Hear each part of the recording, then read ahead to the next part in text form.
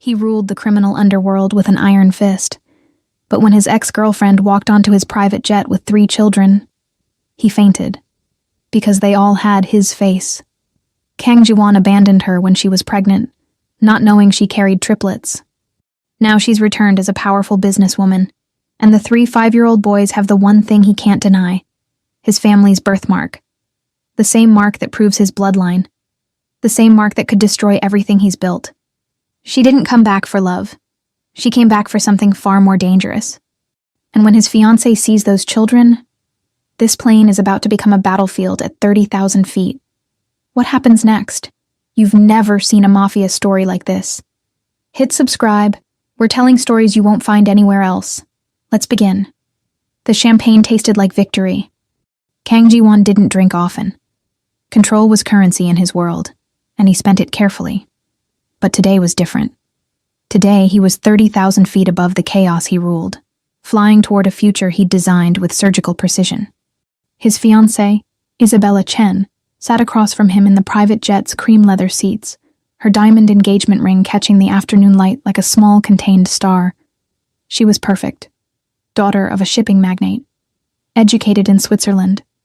Beautiful in the calculated way that powerful men appreciated. Polished, poised, never a hair out of place. Their marriage would unite 2 empires. His underground kingdom of shadows and influence would merge with her family's legitimate billions. It was strategy. It was smart. It was completely loveless. And they both knew it. To us, Isabella said, raising her glass. Her smile was practiced, professional. To the merger. She didn't say to love. She never did. Ji-won's lips curved into something that might have looked like a smile to anyone who didn't know him. But his second in command, Marcus, standing near the jet's entrance, saw the truth. He'd known Ji-won since they were teenagers, clawing their way up through Seoul's underworld. He knew that look. Ji-won was building a cage and calling it a crown. To the merger, Ji-won echoed, his voice low and smooth as black silk. The jet hummed beneath them, a mechanical heartbeat carrying them forward. Outside the windows, clouds stretched endlessly. White, pure, untouched. Nothing like the world Ji-won inhabited. His empire was built on things people didn't want to see. The money that moved through dark channels. The debts that were always paid. The whispers that made powerful men step aside when he entered a room. He was 32 years old and owned half the criminal infrastructure on the West Coast. Judges, politicians, corporation heads, they all owed him something. Fear, money, silence. But he'd paid for it. He'd paid with every soft part of himself until there was nothing left but the armor, or so he thought. The pilot's voice crackled through the cabin speaker. Mr. Kang, we have a last-minute boarding request.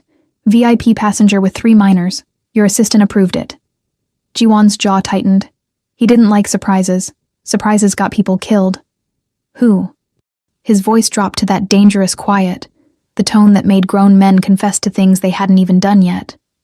A Ms. Amara Okafor. She's... The name hit him like a bullet he didn't see coming. Amara. His hand froze halfway to his glass. The champagne trembled, tiny ripples disturbing its golden surface. 5 years. He hadn't heard that name in 5 years. Ji-won? Isabella's perfectly shaped eyebrows drew together. Do you know her? He didn't answer. Couldn't. Because the cabin door was opening, and the past he'd buried was walking through it. She appeared like a vision, like something his mind had conjured from guilt and memory. But she was real. Devastatingly. Impossibly real. Amara Okafor. She'd changed. God, she'd changed. Gone was the bright-eyed graduate student he'd met at a university charity gala. The woman who'd laughed at his dark jokes and seen past the reputation to something he'd forgotten existed inside himself. This woman wore a tailored black suit that probably cost more than most people's cars. Her natural hair was styled in an elegant crown of locks wrapped into an intricate updo. Diamond studs glinted at her ears. She moved with the confidence of someone who'd learned to navigate rooms full of sharks and come out unbitten. She was stunning. She was terrifying. And she wasn't alone. Behind her, 3 small boys filed into the cabin, each holding the hand of a professional nanny. They were maybe 5 years old, dressed in matching navy suits that made them look like tiny businessmen. Their skin was a beautiful brown, a shade lighter than their mother's deep mahogany, but their faces, Ji-won's vision tunneled. Their faces were his, not similar, not reminiscent, identical. The same sharp jawline that would break hearts when they grew up. The same intense dark eyes that had stared back at him from mirrors his entire life. The same way of tilting their heads when they looked at something new, curious and cautious at once. And there, on the smallest one's neck, just visible above his collar. No. The birthmark. A small, distinctive mark shaped like a scattered constellation. The Kang family birthmark. The genetic signature that had appeared on every male heir for 4 generations. Ji-won had it. His father had it. His grandfather had it. And now, 3 small boys he'd never met had it. The cabin tilted. Or maybe he did. Ji-won? Isabella's voice came from very far away. He tried to breathe. Couldn't. His chest was caving in, his lungs forgetting their function. Math did itself in his head without permission. 5 years since he'd walked away. 5-year-old children. 9 months of pregnancy. Oh God. Ji-won. Marcus moved toward him, but it was too late. The crime lord who'd stared down federal prosecutors and rival syndicate heads without flinching, the man who'd never shown weakness in 15 years of building his empire. He collapsed. The last thing he saw before darkness claimed him was Amara's face. Her expression wasn't shocked, wasn't sympathetic. It was something far colder. It was satisfaction. She'd wanted him to see, wanted him to know, wanted him to break. And as consciousness slipped away, Ji-won realized with crystal clarity. She'd just declared war, and he'd already lost the first battle. Ji-won woke to the smell of expensive leather and the distant hum of jet engines. His head throbbed. His chest felt like someone had reached inside and rearranged his organs. For a moment, he forgot where he was. Then he remembered. The children. His eyes snapped open. He was lying on the jet's sofa in the back cabin, Marcus hovering over him with a glass of water and an expression that managed to be both concerned and deeply, professionally neutral. Boss. Marcus's voice was carefully measured. You've been out for 4 minutes. Blood pressure dropped. You need to... Where is she? Ji-won's voice came out raw. Forward cabin. With the children. And the nanny. Isabella moved to the conference section. She's making calls. Marcus paused. She's not happy. Ji-won sat up too fast. The cabin swam, then steadied. I don't care about Isabella right now. Boss? I don't. He stood, his legs unsteady but functional. Those children, Marcus. I know. They have the... I know. Marcus's face was grim. I saw it. The youngest one. The birthmark. They stared at each other. Marcus had been there 5 years ago when Ji-won had come back from that last night with Amara, had watched him drink himself into oblivion, and then systematically erase her from his life. Cut contact. Blocked numbers. Threw himself into the family business until there was nothing left but the empire and the emptiness. Ji-won had told himself it was necessary. He was being groomed to take over his father's criminal network. There was no room for soft things, no space for a woman who made him want to be someone different, someone better. So he'd walked away. He'd never asked if there would be consequences. I need to talk to her. Ji-won's voice was steadier now, the armor sliding back into place. Alone. Isabella will... I'll handle Isabella. He straightened his shirt, ran a hand through his dark hair. When he looked at Marcus again, he was almost himself. Almost the crime lord. Almost the man who didn't break. Almost. Marcus stepped aside. Ji-won walked through the jet like a man approaching his own execution. Each step felt too heavy, too loud. The distance between cabins was maybe 20 feet. It felt like 20 miles. She was sitting in one of the window seats, looking out at the clouds with an expression he couldn't read. The 3 boys were scattered around the cabin, one watching a tablet with headphones on, one drawing in a notebook, one simply staring at nothing with those eyes that were mirrors of Ji-won's own. The nanny, a middle-aged Filipino woman with kind eyes and a professional demeanor, stood as Ji-won entered. She glanced at Amara, who gave a small nod. Take them to the back lounge, Amara said softly. Put on the movie, the one with the dragons. Yes, Ms. Okafor. The nanny efficiently gathered the boys. They went without complaint, well-trained or perhaps just accustomed to their mother's instructions being followed. As the smallest one passed Jiwon, he looked up. Their eyes met. Jiwon's heart stopped for the second time that day. The boy smiled. Small. Tentative. Then he was gone, following his brothers and the nanny through to the aft cabin. The door closed with a quiet click, and suddenly, there was nothing between Jiwon and the woman he'd destroyed. Amara. His voice cracked on her name. She turned to look at him then. Her face was beautiful and terrible. There were no tears, no anger in her expression, just a cold, crystalline calm that was somehow worse than rage. Jiwon. She said his name like it was a word in a foreign language she'd learned but didn't particularly like. Sit down before you faint again. I don't feel like explaining to the FAA why a mafia boss died on my chartered flight. Your chartered... He stared. This is your plane? I bought the seat allotments. Same thing. She gestured to the chair across from her. Sit. He sat. Not because she ordered it, but because his legs weren't sure they'd hold him much longer. They looked at each other across 3 feet of cabin space and 5 years of silence. They're mine. It wasn't a question. No. Her voice was soft, deadly. They're mine. I carried them. I birthed them. I raised them. I paid for their doctors, their clothes, their education. I held them when they were sick. I taught them to walk, to talk, to be good humans despite having your DNA. Each word was a knife, precise and purposeful. You walked away, Jiwon. You told me you couldn't do this. She waved a hand between them. Because you had responsibilities, an empire to inherit, a world that wouldn't understand. You said I deserved better than what you could give me. I did. You lied. Her voice didn't rise. That was worse. You were a coward. You loved me and you couldn't handle it. So you ran. Sent me one text message. I'm sorry. This is over. Don't contact me again. Then you blocked my number. Jiwon remembered that night. Remembered typing those words with shaking hands. Remembered pressing send and then immediately throwing his phone across the room. I tried to tell you. Her voice was still so quiet, so controlled. I tried for 3 weeks, called from different numbers, sent emails. I even showed up at your office building. Your security threw me out. What? His blood went cold. Oh, you didn't know? She smiled, but there was no warmth in it. Your father's men. They told me, Mr. Kang had made himself clear. I was no longer welcome in his life. If I persisted, there would be consequences. Jiwon's hands clenched into fists. My father. I was 2 months pregnant, Jiwon.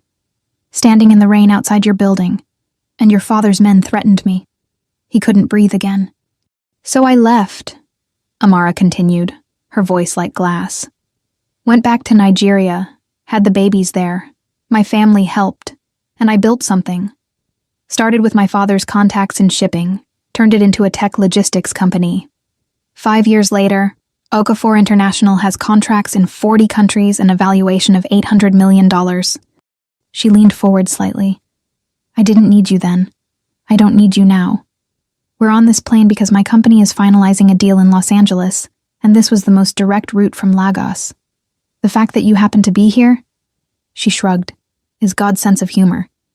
Jiwon stared at her. At this woman who'd loved him once, and who'd become something magnificent and fierce without him. The boys, he managed. Their names. Keon, Cairo, and Kai. Her expression softened for the first time, but only when speaking of them. They're smart, kind. They ask about their father sometimes. I tell them he wasn't ready to be a parent. Which is true. I didn't know. Would it have mattered? She tilted her head. If you'd known, would you have stayed? Or would you have done what powerful men always do? Thrown money at the problem and disappeared anyway. He wanted to say he would have stayed. Wanted to believe it. But he'd walked away when he loved her. Would a pregnancy have made him braver? I don't know, he said finally. The honesty hurt. At least you're not lying now. She stood. I'm going to check on my sons. You're going to go back to your fiancée. Yes, the nanny told me about her. Congratulations. And we're going to forget this conversation happened. Amara, they have your birthmark. She said it calmly. All 3 of them. I noticed it when they were born. Did my research. Learned what it meant. So yes, anyone who knows your family will know they're yours. But that's not my problem anymore, Jiwon. That's yours. She walked past him. Her perfume, something warm and expensive, trailing behind her. At the cabin door, she paused. For what it's worth, she said without turning around. I'm glad I loved you once.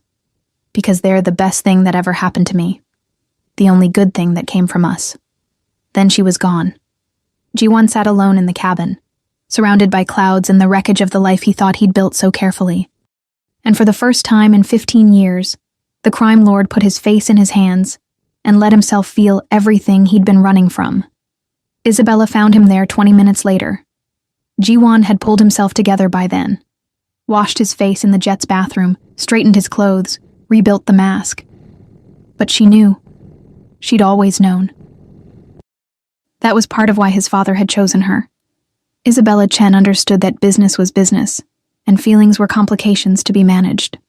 So, she stood in the doorway, arms crossed. We need to talk. Yes, those children are yours. It wasn't a question, but he answered anyway. Yes, all 3 of them. Triplets. I didn't know. Clearly. Isabella sat down across from where Amara had been minutes before. The contrast was stunning. Where Amara had been fire and fury barely contained, Isabella was ice. Calculated. This is problematic. I know. Your father will... I know. Jiwon's voice was sharper than intended. Isabella studied him with those clever eyes that missed nothing. You loved her. Past tense. Always past tense with Isabella. Everything was historical data to be analyzed. That's irrelevant. No, it's not. Isabella leaned back. Because if you'd just gotten some girl pregnant and walked away, that's manageable. A scandal, but manageable. Money solves those problems. But you loved her, and now she's back, and there are 3 children with your family's birthmark walking around. That's not a scandal, Jiwon. That's a liability. Every word was true. Jiwon hated that. What do you want to do? He asked it genuinely. About us. Oh, we're still getting married. Isabella's smile was thin. Our families have contracts, expectations. The merger is too important. But we need to control this narrative before it controls us. Control it how? That depends. She tilted her head. What do you want, really? It was the first time she'd asked him what he wanted in the 6 months they'd been engaged. Jiwon looked out the window at the endless sky. What did he want? He wanted to rewind 5 years and not be a coward. He wanted to have been there when Amara found out she was pregnant. He wanted to have seen his sons born. He wanted to have been the father they deserved instead of the ghost they asked about. He wanted impossible things. I want them to be safe, he said finally. All of them. Her and the boys. Safe from what? From my world. He looked at Isabella. You know what I am, what my family is. The people who'd use children as leverage. The enemies who'd see 3 small boys as targets. Understanding dawned in Isabella's eyes. You're going to protect them. Yes, even though she clearly wants nothing to do with you. Especially because of that. Jiwon's voice was steel now. She built a life without me. She's successful, powerful, everything she would have been with or without me. But my world doesn't care about that. The moment someone figures out those boys are mine, they become weapons someone will try to use. Isabella was quiet for a long moment. When she spoke again, her voice was different. Not softer, but more genuine. You know this complicates everything. I know. Your father will demand you cut ties. Publicly deny them. I know. And you're not going to do that. It wasn't a question. No, Jiwon said. I'm not. Isabella stood, smoothed her skirt. Then we're going to need a strategy. Because Kang Dae-hyun doesn't accept complications. He eliminates them. Jiwon's father. The current Dawn. The man who'd built the empire Jiwon was supposed to inherit. The man who'd threatened a pregnant woman in the rain 5 years ago. I'll handle my father. Will you? Isabella moved toward the door, then paused. For what it's worth, Jiwon, I actually respect you more now than I did an hour ago. You've always been powerful, but power without principle is just tyranny. Maybe fatherhood will make you something more interesting than your father ever was. She left him with that. Jiwon sat alone again, his mind racing through scenarios and consequences. His phone buzzed. A text from Marcus. Your father knows. He's calling a family meeting when we land. All senior members. He's not happy. Of course he knew. Kang Daehyun had eyes everywhere. Probably had someone on this jet staff on payroll. Information was currency in their world. Another buzz. This one from a number he didn't recognize. Stop staring at the cabin door. I'm not going to talk to you again. Despite everything, Jiwon almost smiled. She'd noticed him looking. Of course she had. Amara had always seen him more clearly than he saw himself. He typed back, I understand, but we need to discuss security. For them. The reply came fast. I have security. Professional team. Former Secret Service. We're fine. My world is different from anything your team has handled. Your world doesn't get to touch my sons. That's not your choice anymore. The moment I saw them, the moment anyone else in my life saw them, this changed. They're in danger whether you acknowledge it or not. The 3 dots appeared, disappeared, appeared again. Finally, if you're threatening me, I'm protecting you. There's a difference. Please, let me help. No response. The 3 dots were gone. Jiwon stood, straightened his jacket, and walked toward the forward cabin. Toward the most important negotiation of his life. One that had nothing to do with business, and everything to do with 3 small boys who carried his face, his blood, and his birthmark. 3 small boys he'd never met but would die protecting. Because that's what fathers did. Even ones who'd never earned the title.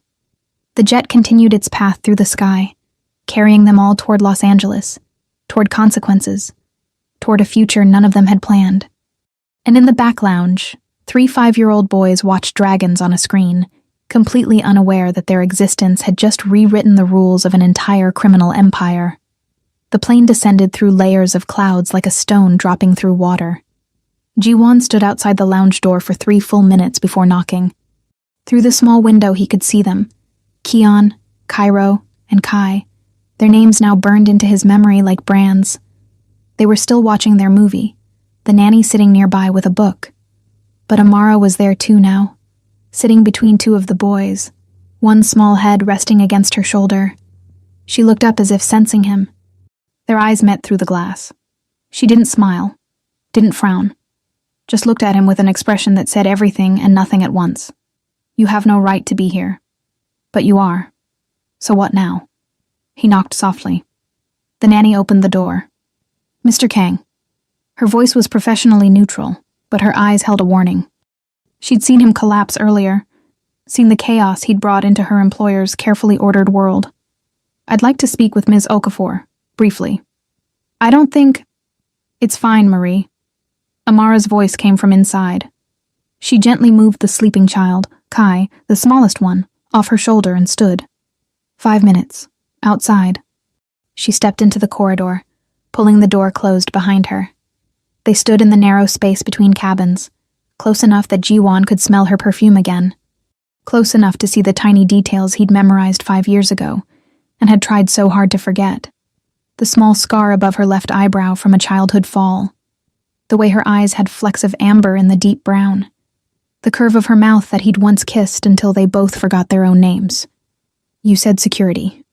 She crossed her arms. Make it quick. We're landing in 40 minutes. My father knows. He watched her process that, watched the slight tightening around her eyes, the way her shoulders stiffened almost imperceptibly. How? He has people everywhere. On this plane, probably. Definitely at the airport we're landing at. By the time we touch down, every senior member of my family's organization will know that Kang Ji-won's ex-girlfriend appeared with 3 children who have the family birthmark. So what? Her voice was steady, but he could hear the edge underneath. I don't care what your family knows. We're in America. You don't own this country. No, but we own enough of it. Jiwon kept his voice low. Amara, I need you to understand something. My father, Kang Dae-hyun, he didn't build our empire by being merciful or sentimental. When I told him about you 5 years ago, do you know what he said? She waited. He said love is a weakness, that soft things get exploited, that if I wanted to lead our family, I needed to eliminate anything that could be used against me. Jiwon's jaw clenched. I thought he was right. I thought walking away from you was strength. And now? Now I know he was the one who sent his men to threaten you when you tried to contact me.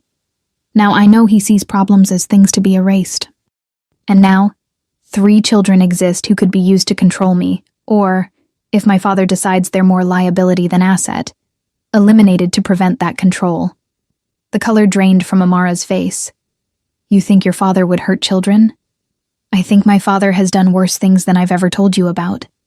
And I think he views family legacy as more important than individual lives. Jiwon stepped closer. I need to get you and the boys somewhere safe. Today. Now. Before we land. I have a hotel reservation.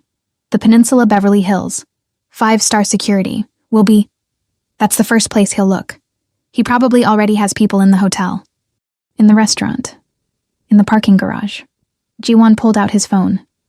I have a property in Malibu. Cliffside Estate.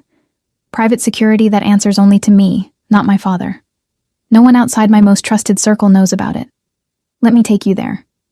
Absolutely not. Amara's voice was sharp. I'm not going anywhere alone with you. I don't know you anymore, Jiwon. For all I know, this is manipulation, a way to control the situation. Then bring your security team. Bring Marie. Bring anyone you trust. But please, his voice cracked slightly. Please don't go to that hotel. Don't make yourself an easy target. Why do you even care? The question came out raw. All her composure stripped away for just a moment. You walked away. You chose this life over us. Over what we could have been. Why does it matter now? Because I never stopped loving you. Because seeing them is like being given back something I didn't know I'd lost. Because the thought of anything happening to you or those boys makes me want to burn down everything I've ever built. He didn't say any of that. Because they're innocent, he said instead. Whatever happened between us, whatever mistakes I made, they didn't choose this. They didn't ask to be born into my world. And I won't let my father's sins touch them. Amara studied his face for a long moment. Whatever she saw there must have convinced her, because her shoulders dropped slightly. One night, we go to your property, I assess the security, and if it's not satisfactory, we leave. Understood? Understood. And you stay away from my sons. You don't get to suddenly be their father because it's convenient, or because you feel guilty. They have a life, a routine, a sense of safety. I won't let you disrupt that. Each word was a knife, but he deserved every cut. Agreed. She turned to go back into the lounge, then paused. Ji-won? Yes? If this is a game, if you're playing some angle I don't see, I will destroy you. Not physically. I'm not like you. But I have resources now. Connections. Lawyers who could tie your empire up in federal investigations for decades. Don't underestimate what a motivated mother can do. He believed her. I would never underestimate you again. She nodded once and disappeared back into the lounge. Jiwon stood in the empty corridor, his heart pounding. He'd just committed to protecting them, which meant he'd just committed to war with his own father. His phone buzzed. Marcus. Boss. Your father's people are at LAX. 6 cars, full security detail. He's not asking you to the meeting. He's demanding it. Jiwon typed back. Change of plans. Private hangar. Santa Monica Airport. Alert the Malibu property. We're coming in with guests. Full lockdown protocol. Boss, if you're doing what I think you're doing, I am. Your father will see this as betrayal. Let him. Jiwon walked back toward the main cabin where Isabella was on her laptop, probably already managing the fallout from this disaster. She looked up as he approached. We're not going to LAX, he said. I know. I already heard Marcus making calls. She closed her laptop. You're really doing this. I'm really doing this. Your father will disinherit you. Possibly worse. I know. Isabella stood, walked over to him, and did something completely unexpected. She touched his arm. Gently. Almost kindly. My father told me once that the measure of a man isn't what he does when the world is watching. It's what he does when no one will ever know. When the only judge is his own conscience. Your father sounds wise. He was. Before your father had him killed. The words hung in the air between them like smoke. Ji-won stared at her. What? Oh, you didn't know. Isabella's smile was sad. 10 years ago, my father was going to testify against your family's organization. He had evidence. Documents. Recordings. Then he had a sudden heart attack at 52. Perfectly healthy man. Dead in his sleep. Isabella. I know what your family is, Ji-won. I've always known. That's why I agreed to this marriage. To get close. To understand. Maybe to find proof someday. She picked up her purse. But this thing you're doing now? Protecting that woman and those children? It's the first truly decent thing I've seen anyone in your family do in a decade. You could have told me. About your father. Would it have changed anything? You were always going to inherit the empire. You were always going to be your father's son. She headed toward the exit. But maybe now you're becoming something else. Something better. Don't waste it. The plane touched down at Santa Monica Airport 20 minutes later. The private hangar Marcus had arranged was empty except for 3 black SUVs with tinted windows. Ji-won's personal security team, men he'd recruited himself, men who'd die before betraying him, stood ready. Amara emerged from the plane carrying Kai, who was still sleeping. The other 2 boys held Marie's hands, looking around with wide, curious eyes. Keon, the oldest by 2 minutes according to the nanny's whispered information, pointed at the cars. Mommy, are those ours? Just for today, baby. Amara's voice was gentle. An adventure. Like a movie. Something like that. Ji-won watched from a distance as his security team helped load their luggage. He'd ordered them to be respectful, professional, invisible. These weren't prisoners. They were guests. Protected guests. Marcus appeared at his elbow. The Malibu property is ready. I've pulled everyone we trust. 12 men. All vetted personally by me.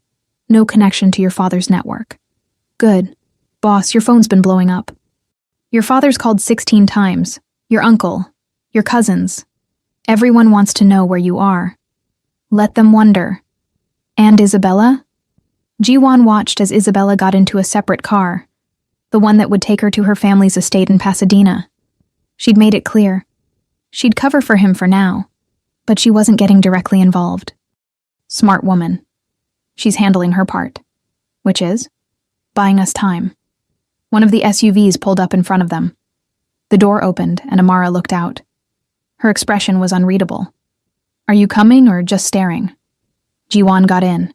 The drive to Malibu took 40 minutes. 40 minutes of excruciating silence broken only by the boys' occasional questions and observations. They were smart kids.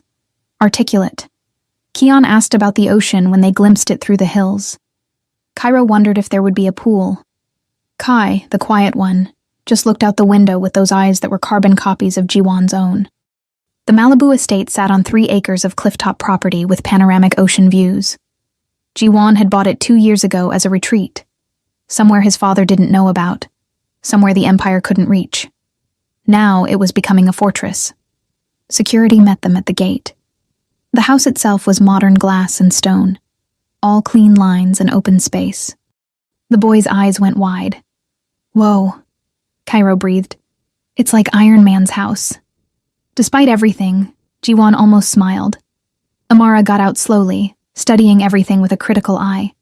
She noticed the cameras, the security checkpoints, the way Ji-won's men positioned themselves at strategic points.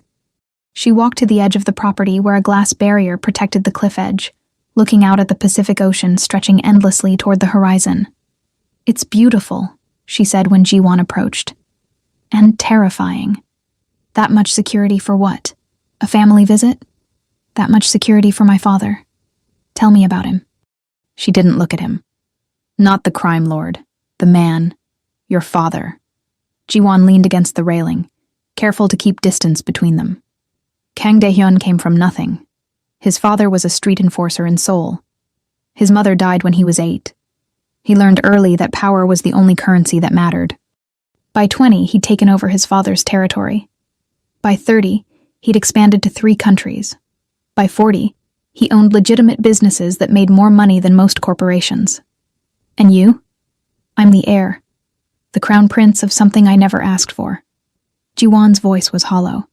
He trained me from childhood. Strategy, negotiation.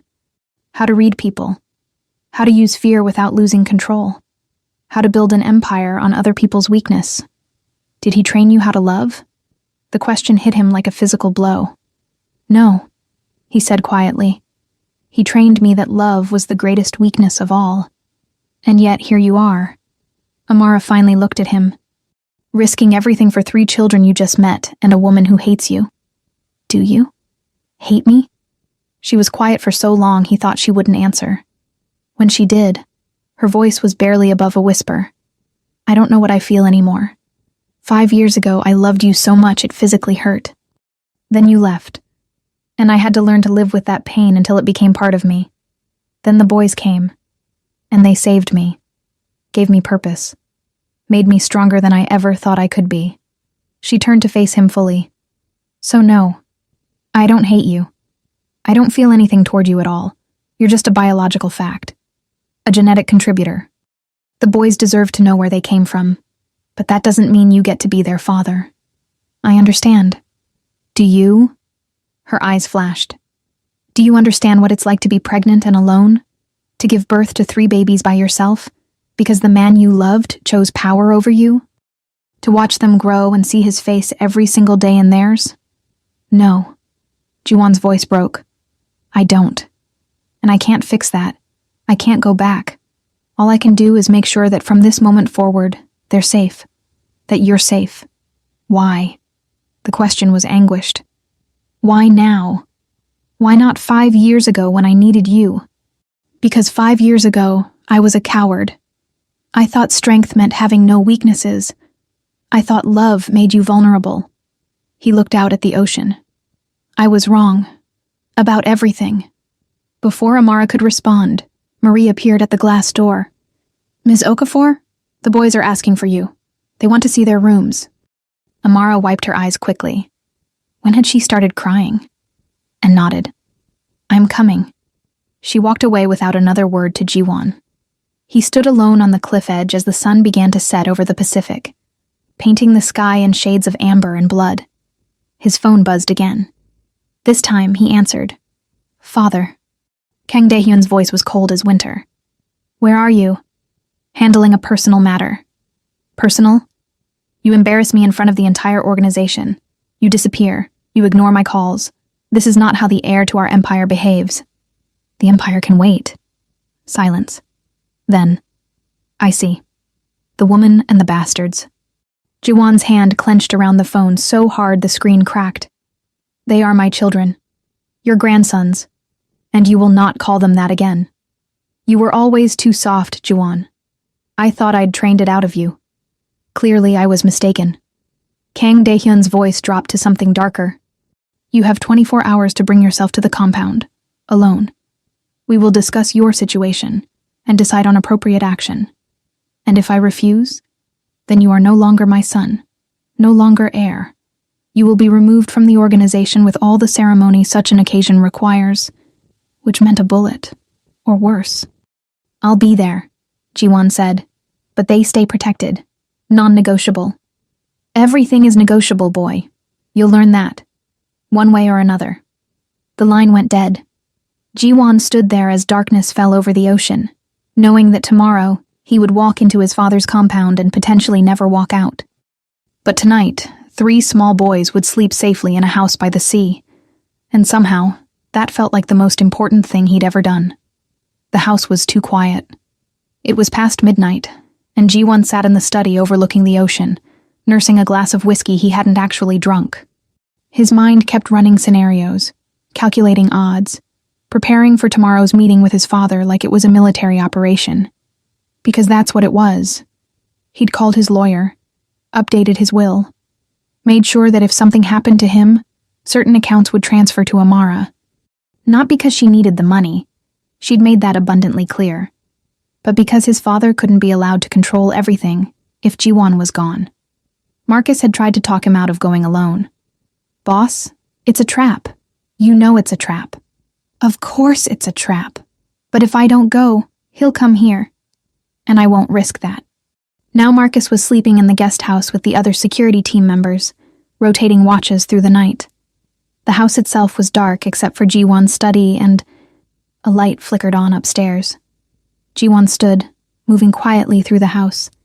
His hand instinctively went to the gun he kept in his shoulder holster. Old habits. Even in his own safe house, he was always armed. The light was coming from one of the children's bedrooms. He approached carefully, stopping at the doorway. Inside, Amara sat on the edge of a small bed where Kai, the youngest, the quiet one, lay staring at the ceiling. She was stroking his hair, humming something soft and melodic. A Nigerian lullaby, maybe. Something from her childhood. Can't sleep, baby?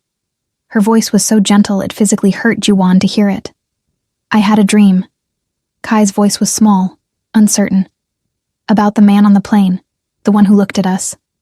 Jiwon's breath caught. What about him? Amara kept her voice calm, but Jiwon could see her back stiffen. He was sad. Really, really sad. Like when Keon broke his favorite toy, but bigger. Grown-up sad. Why do you think he was sad? I don't know. Kai rolled over to look at his mother. Mommy, do you know him? Amara was quiet for a long moment. I did. Once. A long time ago. Were you friends? Something like that. Can we be friends with him too? Oh, baby. Amara's voice cracked slightly. It's complicated. Is he the reason we never had a daddy? Auntie Grace's kids have a daddy who takes them to soccer. Keon wants to play soccer. Jiwon closed his eyes. The casual innocence of the question was devastating. Some families are different, Amara said carefully. Some kids have 2 parents. Some have 1. Some have grandparents or aunts or uncles raising them. What matters is being loved. And you 3 are so loved. But don't you get tired, Mommy? Taking care of 3 of us all by yourself? Never. You 3 are the best thing that ever happened to me. Even though we're a lot of work. Especially because you're a lot of work. She kissed his forehead. Now sleep. Tomorrow we're going to explore this big house and maybe swim in that fancy pool. Deal? Deal. Amara stood, tucking the blanket around Kai more securely. She turned toward the door and froze when she saw Jiwon standing there in the shadows. Their eyes met. He expected anger. Accusations of eavesdropping. Instead, she just looked tired. So incredibly tired. She walked past him into the hallway, pulling the door mostly closed. How much did you hear? Enough. Then you know, they ask about you. Not you specifically. They don't know you're their father. But they ask about the concept, the missing piece in their lives. She leaned against the wall. I've tried to be enough. Mother and father both. But sometimes I see Keon watching other kids with their dads at school pickup, and I can see him wondering what he did wrong to not have that. He didn't do anything wrong. I know that. You know that. But try explaining that to a 5-year-old who sees his friends getting picked up for father-son baseball games while he waits for his mom. She looked at him. This is why I didn't want to find you. Didn't want you in their lives. Because it's easier to miss something you never had than to have it and lose it. You think I'll leave again. Won't you? Her voice was sharp. When this crisis with your father is over, when we're no longer convenient victims for you to save, what then? You'll go back to your empire and your fiancée and your life. And my boys will have met their father and lost him. Again. That's not. Isn't it? You said yourself you're meeting with your father tomorrow. You're walking into something dangerous. What if you don't come back? What do I tell them then? Her voice rose slightly. What do I tell 3 small boys who are just beginning to understand that the sad man from the airplane is their father, and now he's gone? How do I protect them from that grief? Amara. No. She held up a hand. You don't get to make promises you can't keep. Not to me, and definitely not to them. So here's what's going to happen. Tomorrow, you're going to go deal with your father. and we're going to stay here with your security team. And when it's safe, when your father is handled or neutralized or whatever it is criminals do to each other, we're leaving. Back to Nigeria. Back to our life. What if I want to be part of that life? The question hung between them like a living thing. Amara's eyes filled with tears, but she didn't let them fall. You gave up that right 5 years ago when you sent that text message and blocked my number. You don't get to decide you want to be a father now because it's convenient or because you feel guilty. It's not guilt. Jiwon stepped closer. When I saw them on that plane, when I saw Kai's birthmark and realized what it meant, it wasn't guilt I felt. It was recognition. Like I'd been missing 3 pieces of myself and didn't know it until they were standing right in front of me. That's biology, DNA, not fatherhood. Then teach me. His voice was raw. Teach me how to be what they need. I know I don't deserve the chance. I know I threw away any right to ask, but they deserve better than a ghost. They deserve someone who won't break their hearts. Amara wiped her eyes angrily. Can you promise me that? Can you stand here and swear that you won't let your empire, your father, your duty destroy what we'd build? Because I can't watch you break them the way you broke me. Jiwon opened his mouth to answer, but no sound came out. Because she was right. He couldn't promise that. His world was violence and consequences. His father was a monster who eliminated obstacles. Even if Jiwon survived tomorrow, even if he somehow took control of the organization from Kang De-hyun, would his life ever be safe enough for children? That's what I thought, Amara said softly. You can't promise, so don't. Don't make them love you if you can't stay. She walked away, disappearing into the room where the other 2 boys slept. Jiwon stood alone in the hallway of his safe house, surrounded by security and weapons and all the tools of his empire. And he'd never felt more powerless in his life. The next morning came too quickly. Jiwon woke at dawn. He'd barely slept, just grabbed 3 hours on the study couch. When he emerged, the house was already alive with activity.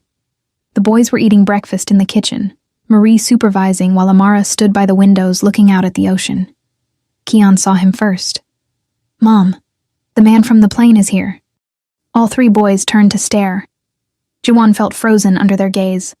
3 pairs of eyes that were mirrors of his own, studying him with innocent curiosity. I know, baby, Amara said calmly. He's a friend. He's letting us stay here for a bit. Is this his house? Cairo asked. It's really cool. Thank you, Jiwon managed. His voice sounded strange to his own ears. Do you have a pool? Kian again, bouncing slightly with excitement. Mom said there might be a pool. I do. It's outside on the west terrace. Can we swim later? All 3 boys looked at Amara with identical pleading expressions. She smiled, the first real smile Jiwon had seen from her since she walked onto that plane. We'll see. Maybe after Mr. Kang. Jiwon, he interrupted. Just Jiwon is fine. After Jiwon gets back from his meeting. Where are you going? Kai asked quietly. The smallest one. Always watching, always listening. To see my father, Jiwon said honestly. Is he nice?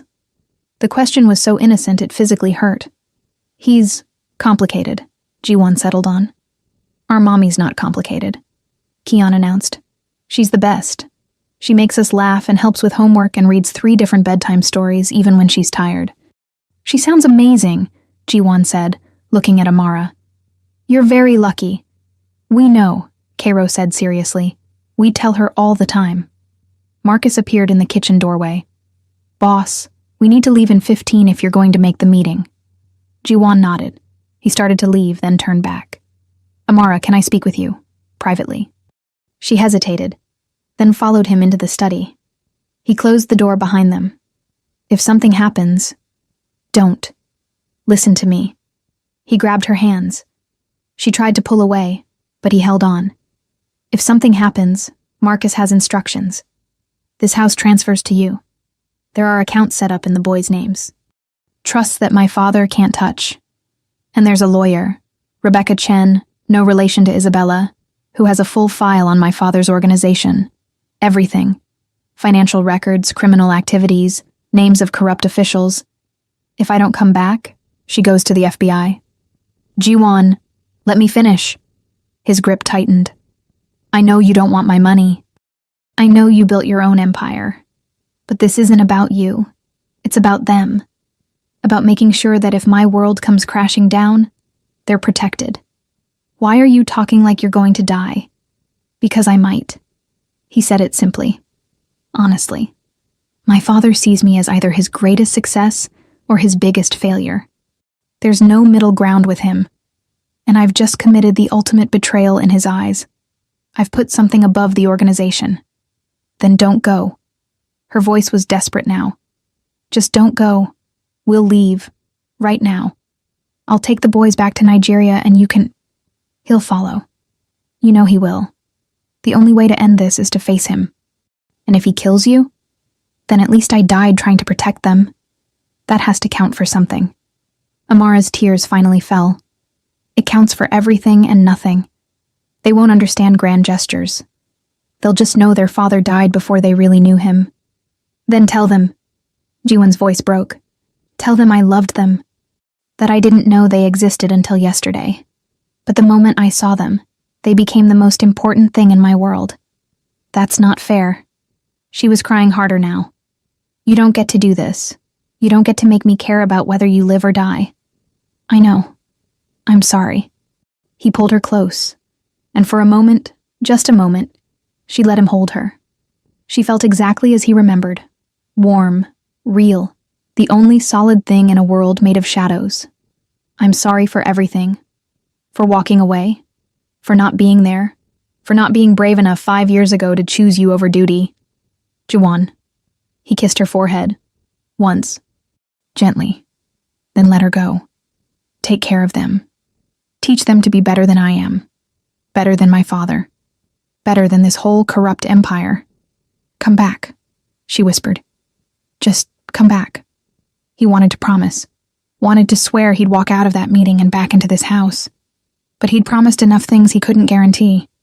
Instead, he just nodded and walked out. Marcus was waiting by the car. Boss, Security Team Alpha is ready. We've got a route planned with 3 alternative options depending on... No, Ji-won said. No security team. Boss. He said alone. If I show up with an army, he'll know I'm planning something. I need him to think I'm compliant, obedient. That's suicide. Maybe. Ji-won got into the back of the car. Or maybe it's the only play I have left. Drive. They drove in silence through Malibu, then onto the Pacific Coast Highway heading north. The ocean was gray today, clouds hanging low and heavy. Appropriate weather for a funeral, Ji-won thought darkly. His father's compound was in the hills above Santa Barbara. 300 acres of vineyard-covered property that looked like a Tuscan villa, but functioned as the nerve center of the Kang family's entire operation. Ji-won had grown up there, had been trained there, had learned every lesson about power and violence in those stone buildings. Now he was driving back, possibly for the last time. The guards at the gate checked him through. More guards lined the driveway. By the time they reached the main house, Ji-won counted at least 40 armed men, all loyal to his father, all ready to kill on command. The front door opened before he could knock. His uncle, Kang Min-seok, stood there. Nephew, your father is waiting in the wine cellar. The wine cellar. Where business was discussed. Where problems were solved. Where people who betrayed the family were taken to be taught lessons.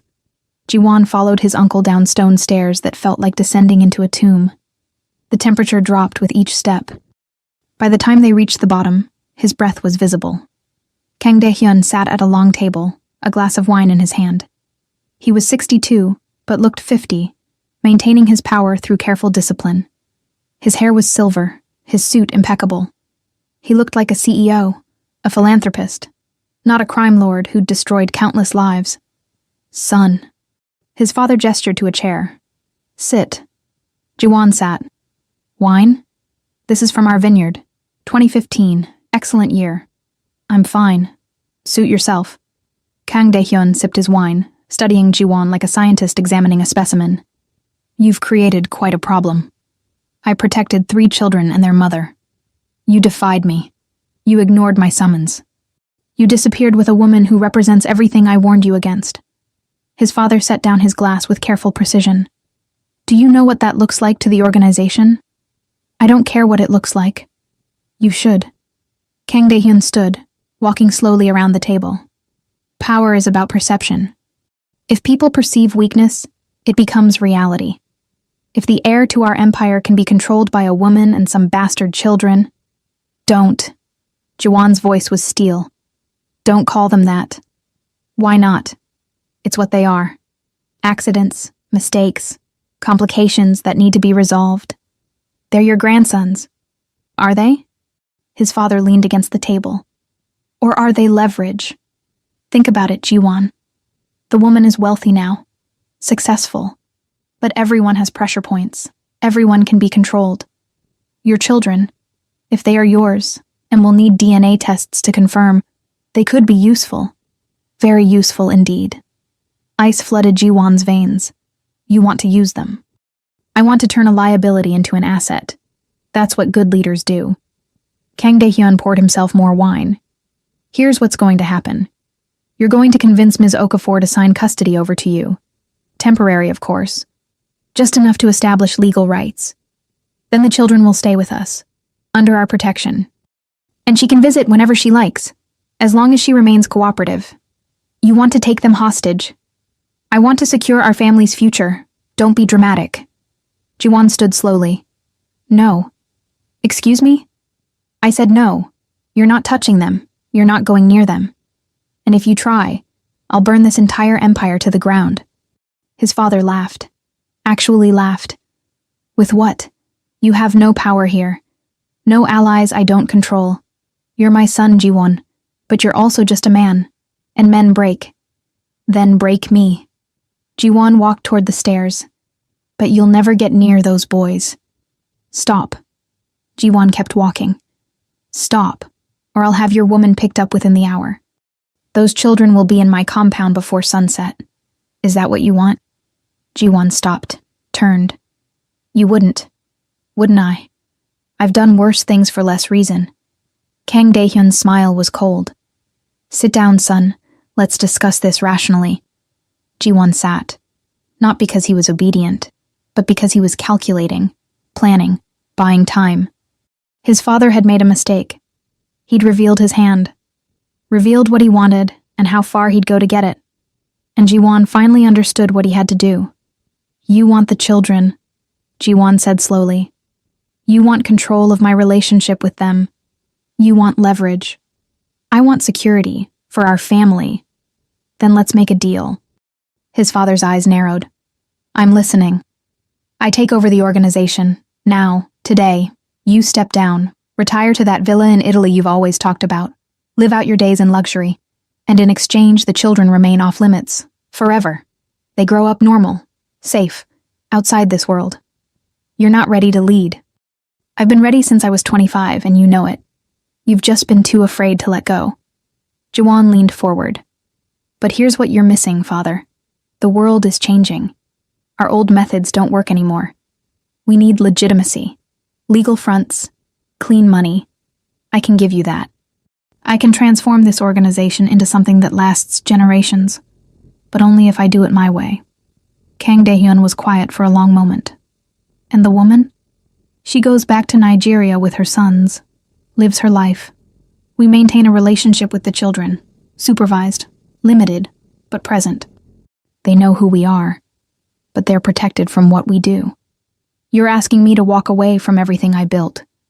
I'm asking you to trust that what you built will survive. Will grow. But only if you let it evolve. His father studied him with those cold, calculating eyes. Then, slowly, he smiled.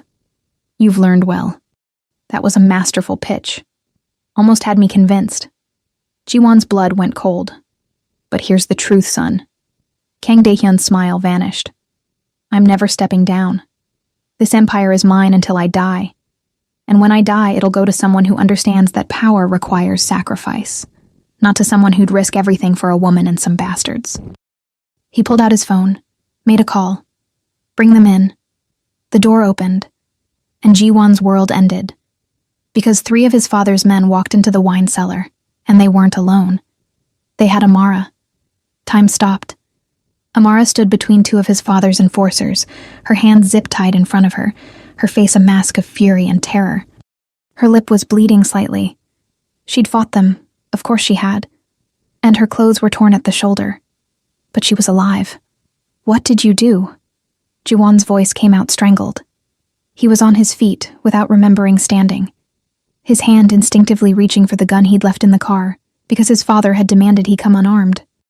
"I secured my leverage." Kang Dae-hyun's voice was calm, pleasant even, like he was discussing business strategy, not kidnapping. "Ms. Okafor was quite difficult to acquire, I must say. Your security team at the Malibu property was competent. 3 of my men are currently dead because of them. Marcus, alive, wounded, but alive. I needed him to deliver a message." His father walked closer to Amara, who tried to back away but was held firm by the enforcers. "You're even more beautiful than the photographs suggested. I can see why my son was so taken with you. Touch me again, and I'll kill you." Amara's voice was pure venom. "I don't care who you are." Spirited. "I like that."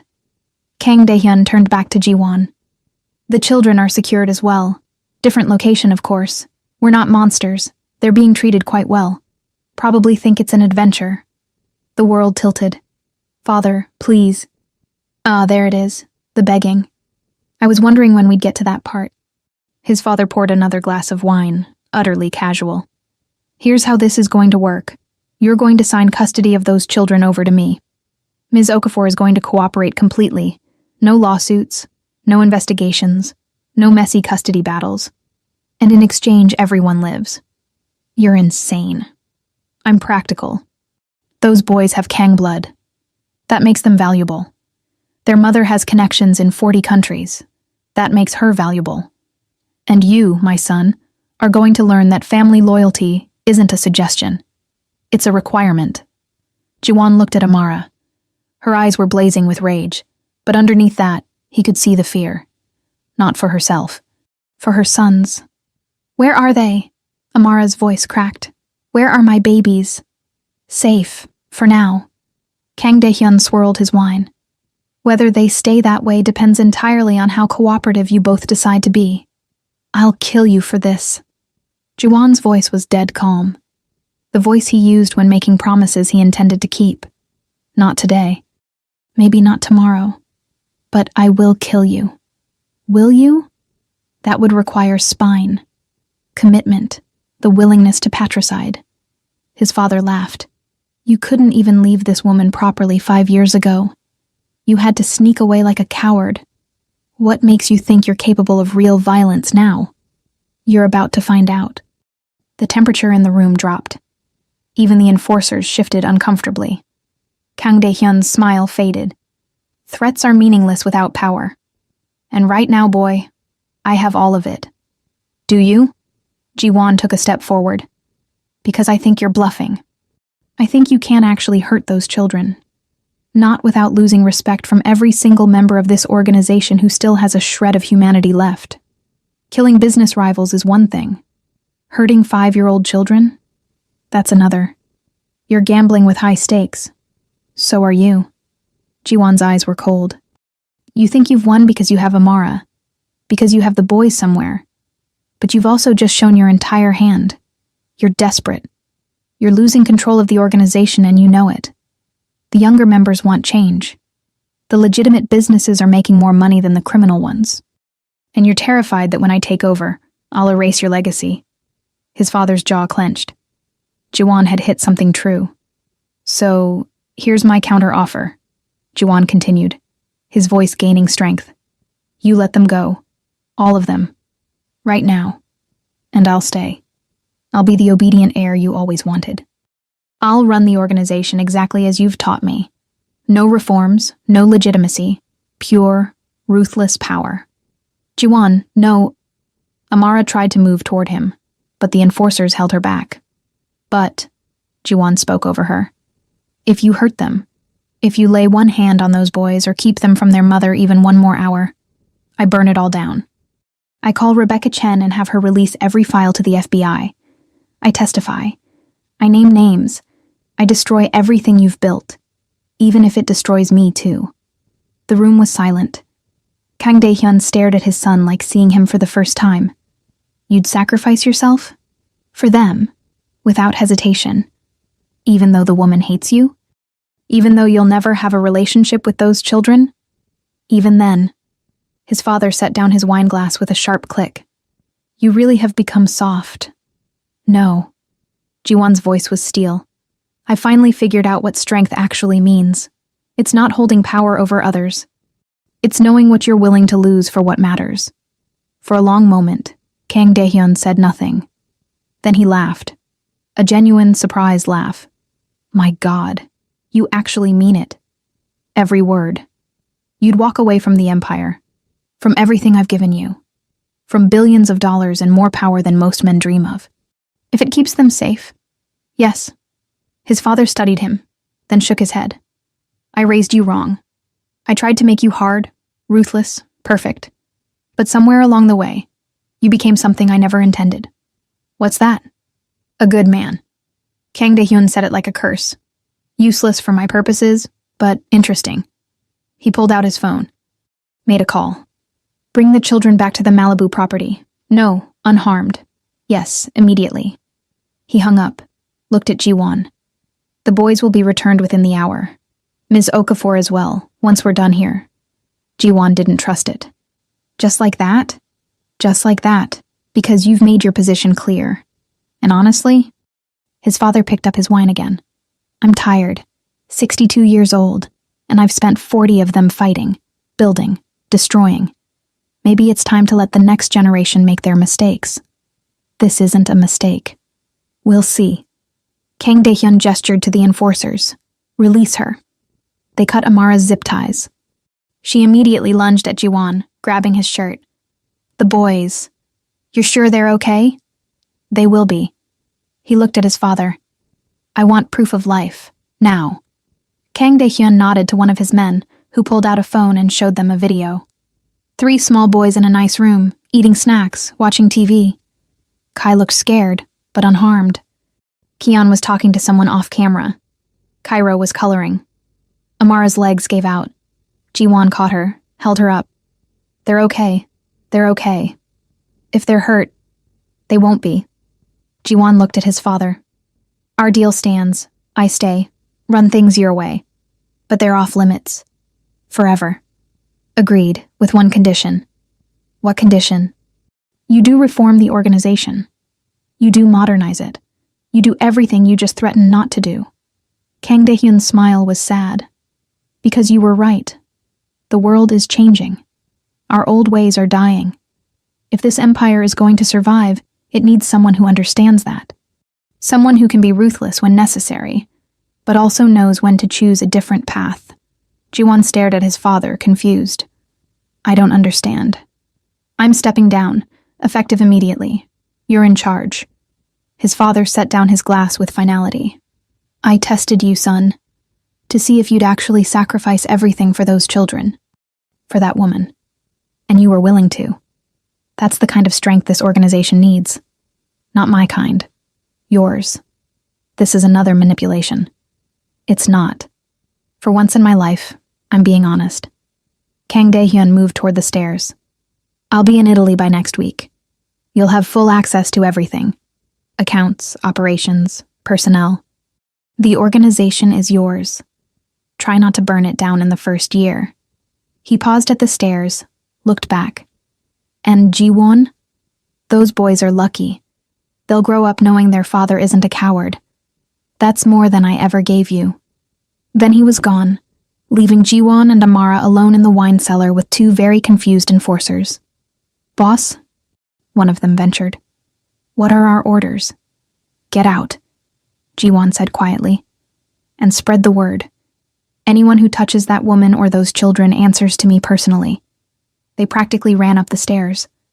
Amara was shaking. Ji-won was still holding her up, and now she turned into him, pressing her face against his chest. Not a hug. Just needing something solid to keep her from falling. Is it over? Her voice was muffled. I don't know. Maybe. For now. I need to see them. Right now. I need to see my sons. We'll go. Marcus is probably already bringing them back to the house. She pulled back, looked up at him. Her eyes were red, her makeup smeared, her lips still bleeding. She looked like she'd been through a war. You were going to give up everything, for us. Yes. Why? Because... Jiwon's voice caught. Because 5 years ago I made the wrong choice. I chose duty over love, power over happiness, and it's haunted me every day since. I wasn't going to make the same mistake twice. Even if we never forgave you, even if you never got to be their father, even then, some things are more important than what I want. Amara studied his face for a long moment. Then, impossibly, she smiled. Small, sad, but real. You really did become someone different. I had good motivation. He gently touched the cut on her lip. We need to get you checked out. Make sure... I'm fine. I just need my sons. They climbed the stairs together, emerging into afternoon sunlight that felt surreal after the darkness of the wine cellar. Cars were pulling up to the compound, Marcus's SUV in front. The back doors opened. 3 small boys tumbled out, followed by Marie, who looked shaken but unhurt. The boys saw Amara and ran, a tangle of small bodies and tears and, "Mommy! Mommy! We're okay! There were men, but they gave us ice cream. Where were you? We were scared." Amara dropped to her knees, pulling all 3 boys into her arms, sobbing. Just sobbing and holding them, and checking them over for injuries with shaking hands. Jiwon stood back, watching. Not part of it, not yet. But Kai looked up, saw him, and pulled away from his mother to walk over. "You're the sad man," Kai said seriously. "I am," Jiwon managed, his voice rough. "Are you still sad?" "A little less now." Kai considered this. Then, with the simple generosity of children, he held out his hand. "Mommy says holding hands helps when you're sad." Jiwon looked at that small hand, at the birthmark on Kai's wrist, the family mark, the genetic signature, the proof of blood. He took his son's hand. And for the first time in 5 years, Kang Jiwon felt like maybe, possibly, he could become the man he should have been all along. 1 week later, the Malibu house had become something unexpected, a home. Not permanently. Amara had made that clear. They were staying only until she was certain the threat from Jiwon's world was truly neutralized. Then she'd return to Nigeria with the boys, and they'd figure out co-parenting across continents like rational adults. But for now, there were small moments of normalcy. Kion teaching Jiwon how to play Mario Kart. Jiwon was terrible at it. Cairo asking a million questions about the ocean and tide pools and why seagulls were so loud. Kai quietly drawing pictures, one of which he'd given to Jiwon, a stick figure family with 5 people instead of 4. Amara watched these interactions like a hawk, ready to intervene if Jiwon crossed any lines. But slowly, incrementally, she was relaxing, starting to believe that maybe this wasn't another manipulation. Maybe he really had changed. They were sitting on the terrace after the boys were in bed, the ocean dark and vast beyond the glass barrier. "My company finalized the LA deal," Amara said quietly. "I need to fly to Lagos next week for the board meeting. And the boys? Come with me, obviously. Of course." Jiwon paused. "Can I visit? Not now, but eventually?" "That depends." "On what?" "On whether you can keep your promise. No danger, no violence, no exposing them to your world." She looked at him. "I researched what you're doing with the organization, the reforms, going legitimate. It's impressive, but it also makes you enemies." "I know. So how do I trust that those enemies won't target my children?" "Our children," he corrected gently. She didn't argue this time. Progress. Security. Distance. Secrecy. Jiwon counted on his fingers. "They live in Nigeria under your name. No one connects them to me publicly. I visit as a family friend until they're old enough to understand the truth. And when they do know, if they do, they get to choose whether they want a relationship with me. That could be years. I've already missed 5. I can wait as long as it takes." Amara was quiet for a moment. "Kai asked me today if you were his father." Jiwon's heart stopped. "What did you say?" "I asked him why he thought that. He said you have the same eyes, the same way of tilting your head when you're thinking." She smiled sadly. Smart kid. They're all smart. They get that from you. They get stubbornness from you. Keon argued with me for 20 minutes this morning about whether dinosaurs could swim. He's 5. Where does a 5-year-old learn to debate like that? Genetics? She laughed. Actually laughed. God help me when they're teenagers. They sat in comfortable silence, watching the ocean. Finally, Amara spoke again. I don't forgive you yet. For leaving. For those 5 years. I don't know if I ever will. I don't expect you to. But, she continued, I'm willing to try. For them. They deserve a father. And you're trying to become one. That has to count for something. Thank you. His voice cracked. For giving me this chance. Don't waste it. She stood, started to head inside, then paused. And Jiwon? That thing you said about choosing differently this time? Yes? Prove it, every day. Not with grand gestures, with small ones, with showing up, with being present even when it's hard. She looked back at him. That's what fatherhood actually is. I'm learning. Good. Because they're watching. And children have a way of seeing through every lie we tell ourselves.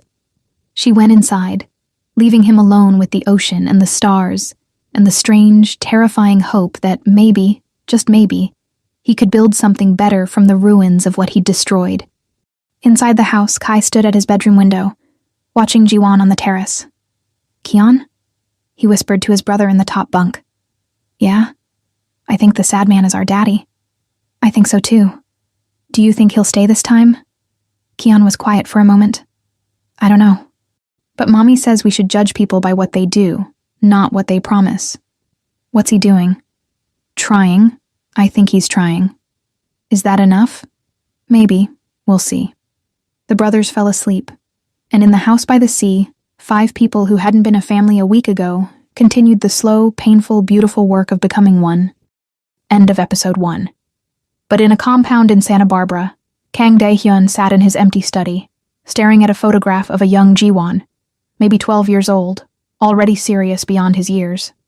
He picked up his phone, made a call. It's me, he said quietly. Yes, I stepped down.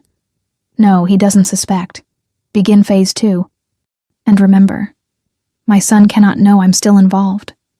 Let him believe he's won. Let him think he's free. Yes, sir. And the woman? Leverage. Always leverage. She loves those children more than anything.